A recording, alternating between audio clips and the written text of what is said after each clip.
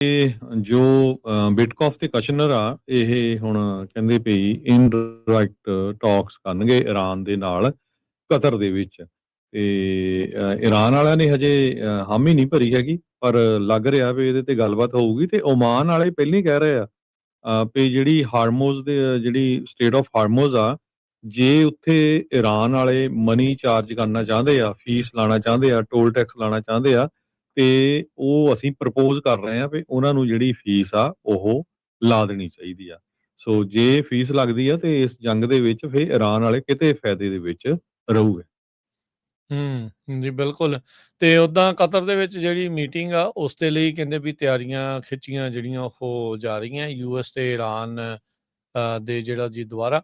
ਤੇ ਇਹ ਹੁਣ ਦੇਖਣ ਵਾਲੀ ਗੱਲ ਰਹੂਗੀ ਵੀ ਇਹਦੇ ਵਿੱਚ ਕਿੱਦਾਂ ਦੀ ਮੀਟਿੰਗ 'ਚ ਗੱਲਬਾਤ ਕਿਹੜੀ ਜਿਹੜੀ ਉਹ ਹੁੰਦੀ ਆ।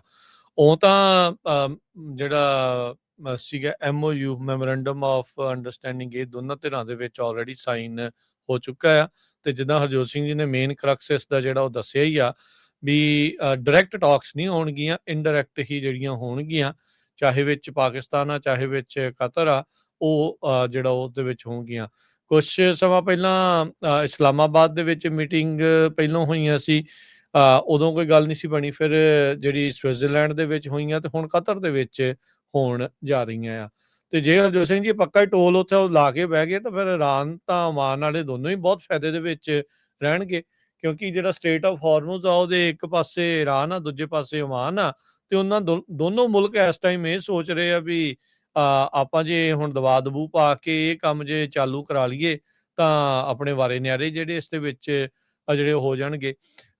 ਜਦੋਂ ਜਨੇਵਾ ਦੇ ਵਿੱਚ ਹਰਜੋਤ ਸਿੰਘ ਜੀ ਸਾਈਨ ਹੋਇਆ ਸੀ MOU, ਤਾਂ ਉਸ ਤੋਂ ਬਾਅਦ ਦੇ ਵਿੱਚ ਇਹ ਦੋਨੋਂ ਧਿਰਾਂ ਦੇ ਵਿੱਚ ਆਪਸ 'ਚ ਫਿਰ ਕੌਨਫਲਿਕਟ ਮਾੜਾ ਜਿਹਾ ਜਿਹੜਾ ਉਹ ਵਧਿਆ ਸੀ। ਹਾਲ ਦੀ ਘੜੀ ਜਿਹੜਾ ਉਹ ਸ਼ਾਂਤੀ ਆ, ਤੇ ਆਪਾਂ ਉਮੀਦ ਕਰਦੇ ਹਾਂ ਵੀ ਇੱਦਾਂ ਹੀ ਸ਼ਾਂਤੀ ਜਿਹੜੀ ਉਹ ਬਰਕਰਾਰ ਜਿਹੜੀ ਉਹ ਰਵੇ। ਪਰ ਹੁਣ ਦੇਖਦੇ ਹਾਂ ਇਸ ਦੇ ਵਿੱਚ ਕਿਵੇਂ ਜਿਹੜਾ ਉਹ ਹੋਊਗਾ। ਓਮਾਨ ਨੇ ਜਿਹੜੀ ਫੀਸ ਆ ਸੁਜੈਸਟ ਕੀਤੀ, ਕਹਿੰਦੇ ਵੋਲੰਟੀਅਰ ਆ, ਜਿੱਦਾਂ ਸਟੇਟ ਆਫ ਮਲਾਕਾ ਦੇ ਵਿੱਚ ਆ, ਉਹਨਾਂ ਦੇ ਵਿੱਚ ਵੀ ਇਸ ਤਰੀਕੇ ਦੀ ਜਿਹੜੀ ਫੀਸ ਆ ਉਹ ਲਈ ਜਾਂਦੀ ਆ। ਤੇ ਈਰਾਨ ਵਾਲੇ ਤੇ ਓਮਾਨ ਵਾਲੇ ਕਹਿੰਦੇ ਵੀ ਹੁਣ ਸਟੇਟ ਆਫ ਹਾਰਮੋਜ਼ ਦੇ ਵਿੱਚ ਵੀ ਆਪਾਂ ਉਸੇ ਪੱਧਰ ਦੇ ਉੱਤੇ ਜਿਹੜੀ ਫੀਸ ਆ ਉਹ ਲਾਵਾਂਗੇ।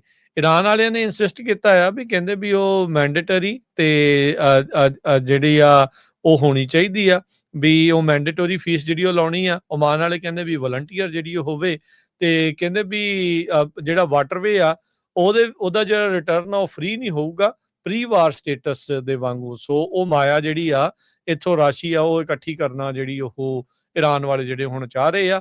ਈਰਾਨ ਨੂੰ ਇਦਾਂ ਜਿਹੜਾ ਉਹ ਇਸ ਟਾਈਮ ਮਹਿਸੂਸ ਹੋ ਰਿਹਾ ਵੀ ਹੁਣ ਆਪਣਾ ਪਲੜਾ ਭਾਰੀ ਆ, ਤੇ ਇਹ ਦਬਾਅ ਦੇ ਵਿੱਚ ਆਪਾਂ ਆਪਣੇ ਕੰਮ ਆ ਜਿਹੜਾ ਉਹ ਖਿੱਚ ਕੇ ਲੈ ਜਾਈਏ ਤੇ ਮਨੀ ਜਿਹੜੀ ਇਸ ਦੀ ਟੋਲ ਜਿਹੜਾ ਉਹ ਲਾ ਕੇ ਬਹਿ ਜਾਈਏ। ਸੋ ਪਰ ਦੇਖਦੇ ਆ ਹੁਣ ਕਤਰ ਦੇ ਵਿੱਚ ਅੱਗੇ ਜਿਹੜੀ ਹਰਜੋਤ ਸਿੰਘ ਜੀ ਅੱਜ ਜਿਹੜੀ ਆਉਂਦੇ ਦਿਨਾਂ 'ਚ ਮੀਟਿੰਗ ਹੋਣੀ ਆ, ਕਿੱਦਾਂ ਦੀ ਇਹਨਾਂ ਦੋਨਾਂ ਧਿਰਾਂ ਦੇ ਦਰਮਿਆਨ ਗੱਲਬਾਤ ਉੱਥੇ ਹੁੰਦੀ ਆ। ਜੀ।